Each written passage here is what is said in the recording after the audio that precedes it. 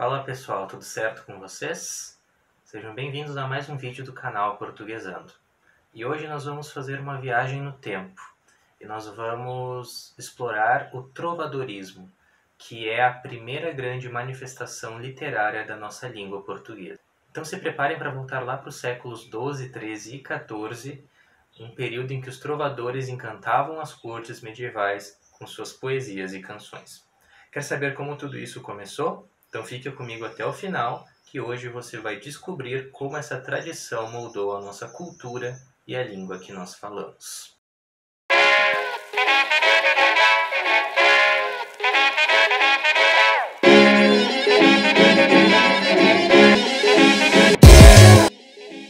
Bem, o trovadorismo surge na Península Ibérica, especialmente na região da Galícia e do norte de Portugal. E esse movimento cultural ele estava ligado profundamente às cortes reais e nobres da época. Os trovadores eram poetas e músicos e compunham e apresentavam as suas obras para poder entreter a elite e conquistar o favor dos poderosos. Essas obras eram criadas para serem cantadas ou recitadas, muitas vezes acompanhadas por instrumentos como harpa e viola.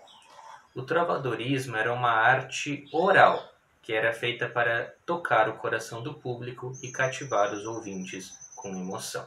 Bem, o trovadorismo ele se destaca por algumas características marcantes que definiram a poesia e a música da época. A primeira é a oralidade. Elas eram feitas para serem ouvidas em apresentações nas cortes ou em eventos públicos. O principal motivo disso é porque, na época, as taxas de alfabetização eram muito baixas, a maioria do povo era analfabeto. E a comunicação cultural se dava principalmente pela oralidade, ou seja, de maneira falada e não de maneira escrita. Apesar de nós termos as composições escritas ainda, elas eram, ao público, elas eram sempre cantadas. Nunca lidas, né, diante das pessoas. Os trovadores eles também abordavam uma variedade de temas, desde o amor cortês, né, com idealizações, o sofrimento, até mesmo as críticas sociais da época. As cantigas líricas, né, de amor e de amigo expressavam sentimentos profundos. Já as satíricas, que eram as de escárnio e de maldizer, elas traziam um humor bem afiado e críticas ácidas à sociedade medieval. E essa diversidade fez com que o trovadorismo se tornasse uma manifestação bem rica e plural na história da língua portuguesa.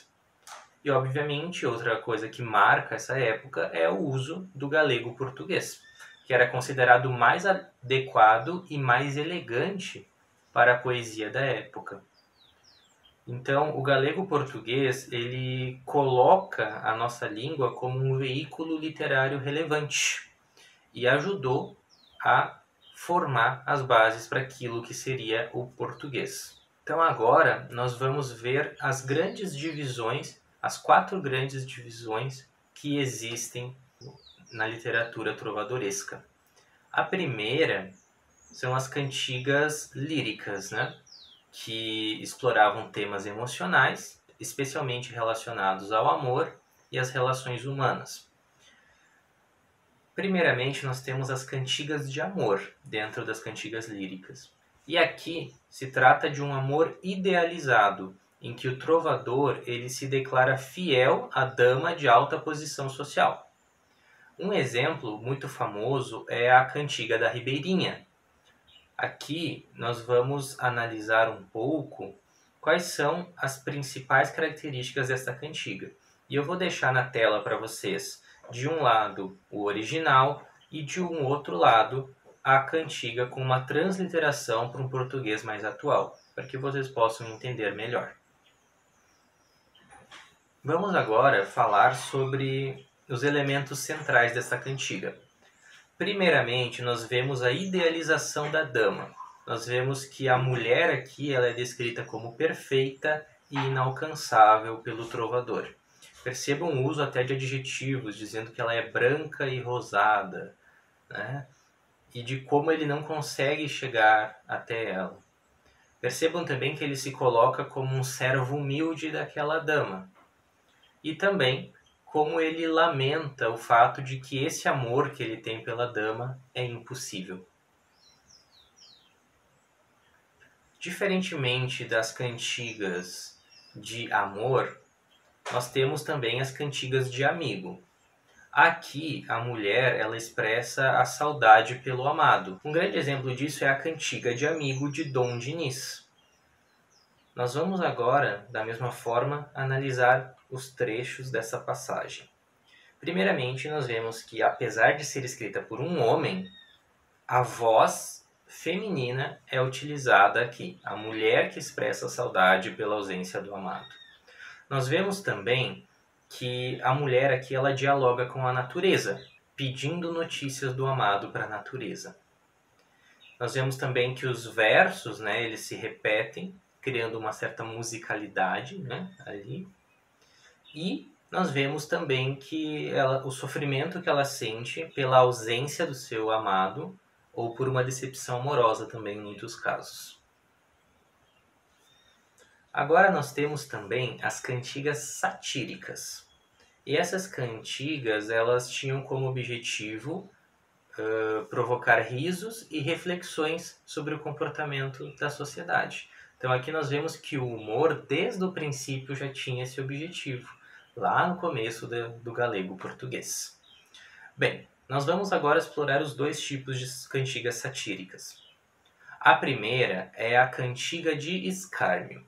E a cantiga de escárnio, ela é escrita de uma maneira a gerar uma crítica, mas de maneira indireta, disfarçada em ironia, com trocadilhos. E aqui nunca se menciona diretamente a pessoa para quem essa crítica ela é utilizada.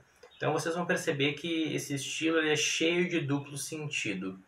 Então ele faz vários comentários mordazes, mas por ser uma crítica velada e discreta, ele não gera grandes represálias nem grandes problemas. Vamos ver agora uma cantiga de João Garcia de Guilhade, em que ele, com suas críticas mascaradas de elogios irônicos, ele vai expressar claramente o que é uma cantiga de escárnio. Da mesma forma, vou deixar para vocês a transliteração e a original. Então percebam aqui, primeiramente, que ele chama essa mulher de feia, velha e sandia, que seria séria, Mas esse séria no sentido mais de que ela era mal criada, Não no sentido de sério que a gente tem hoje. Então, ele diz que vai louvar essa mulher, e quando ele vai louvar, ele chama ela disso. Obviamente uma crítica indireta. E uma maneira bem sarcástica também de lidar com isso, E ele inclusive fala que ele quer louvá-la por toda a vida falando dessa forma. Ou seja, mais uma vez, a ironia. E a cada repetição você percebe que esse tema continua, Ele reforça a crítica a cada repetição. Então nós podemos perceber aqui um exemplo claríssimo do que é uma cantiga de escárnio. Mas, diferentemente da cantiga de escárnio, nós temos a cantiga de maldizer. E aqui, essa cantiga ela é um ataque direto a uma pessoa ou a alguma instituição. E aqui não se faz rodeios. Aqui se fala realmente o que se deseja falar, criticando assim diretamente a pessoa. Um exemplo que nós temos é a cantiga de Maria Pérez. Aqui nós vamos ver claramente a diferença entre as duas. Então eu vou deixar para vocês na tela mais uma vez, para que vocês possam ler. E vamos fazer uma análise.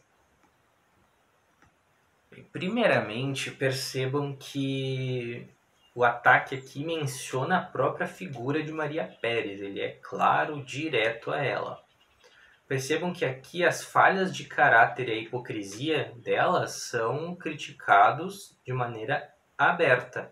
Inclusive, há uma reprovação moral e um julgamento a respeito dela.